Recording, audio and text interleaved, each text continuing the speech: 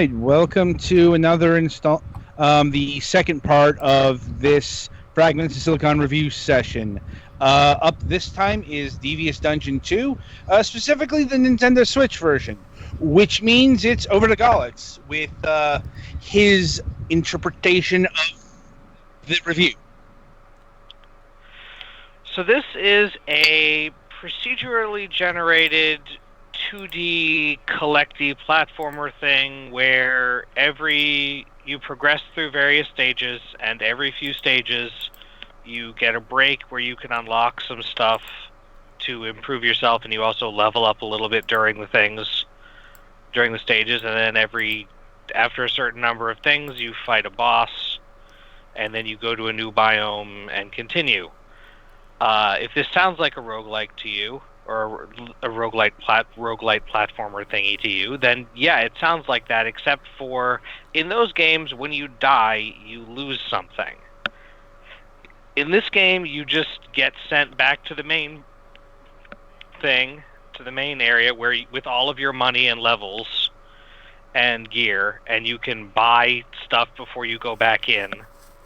And then you get to go back again to in each world, each biome has like 4 quote level end quotes, and then a boss, and each level is like 3 stages. So you can start from the same level you were on, except the boss is a level of only 1 stage. So you really don't lose anything significant, and all that's really left in the game is grinding a lot for treasure to get more stuff, or grinding experience a lot for levels, because there's not really any of the tension of failure, which is good because some of the later areas are I didn't even get super far, and it was getting very punishing in terms of like how likely you are to actually die, because the controls are a little stiff, and none of the 3 playable characters are particularly fast, especially when you can hold down the button to attack repeatedly, and that slows you down further, but in some areas it's useful because when you're doing that you can like advance or retreat towards or away from enemies, which there's a decent amount of enemy variety technically, but there aren't really that many different enemy behaviors, because there are like enemies that'll like fly in your general direction. There are enemies that walk back and forth and will attack you in melee. There are enemies that have like a hammer brother attack pattern.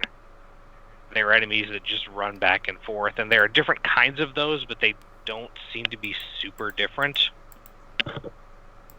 Oh, and there are enemies that shoot. But yeah, the difference between a venomous snake that shoots poison, a blob that shoots acid, and a skeleton that shoots arrows are fairly minimal. Aside from I don't know if they're randomly assigned, but you have 3 quests active at any time that you can check from your pause menu.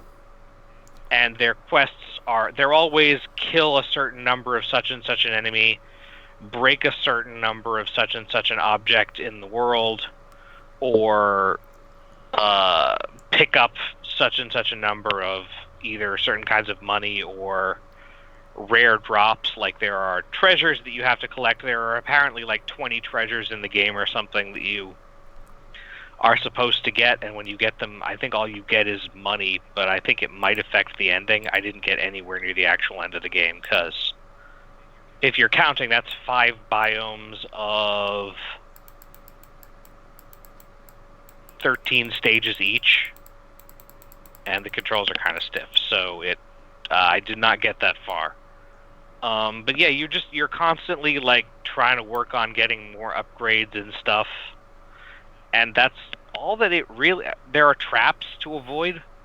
It seems honestly very simple, and the biggest thought I had during this while I was playing this is that, wow, it sure is a shame that Rogue Legacy exists, because that's kind of similar and way more engaging. There are 3 different characters in this version, which I believe the original only had the Barbarian, who in this one has by far the most hit points, and I think he doesn't start out with the strongest weapon, I don't think, but his weapons get stronger pretty fast, and he has a decent reach. But he doesn't have any like actual special movement abilities. He just wrecks face. Whereas the rogue has double jumps, and some of its weapons are throwing knives, which have more range. And the mage has exclusively ranged weapons, different kinds of wands, and everybody has different looks for the armor that they can equip, and everybody can get potions that I didn't actually figure out how to use, and accessories that slightly increase your stats too. It's all very. The goal is to get bigger numbers so you can handle enemies that have bigger numbers. Some weapons do like freeze or burn or poison, but it's still usually better to just get one that does more just damage. So overall, I would say this is a fun game. There's plenty of it there, but it's a little bit it's very repetitive. So it's not hugely engaging beyond small amounts of play or trying again at something. And the controls, like I said, are a little on the stiff side, which is why I generally would recommend playing as the mage, who has like a levitate, and the rogue, like he can, instead of a double jump that's a full double jump, if you press jump while in the air, he'll lock at an altitude, and then you can control left and right a little bit. So those are more convenient than the barbarian, because there are a lot of like platforms with retracting and growing spikes on them that if you can double jump or hover, you can sometimes ignore some of those.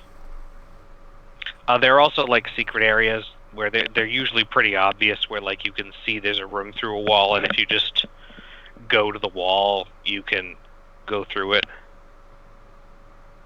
I don't know, do you guys have any questions, or is there anything you can think of that I'm missing? Not really.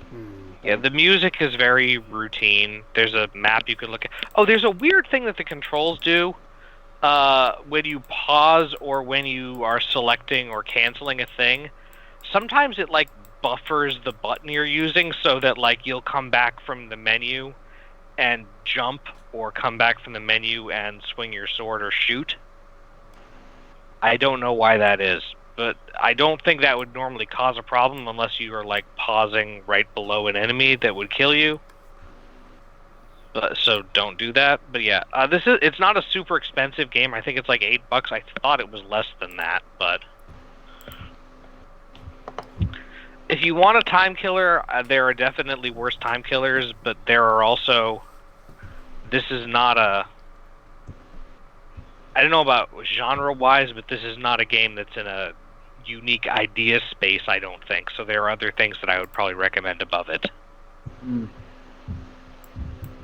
Also, the music is very routine. Also, nothing. Yeah.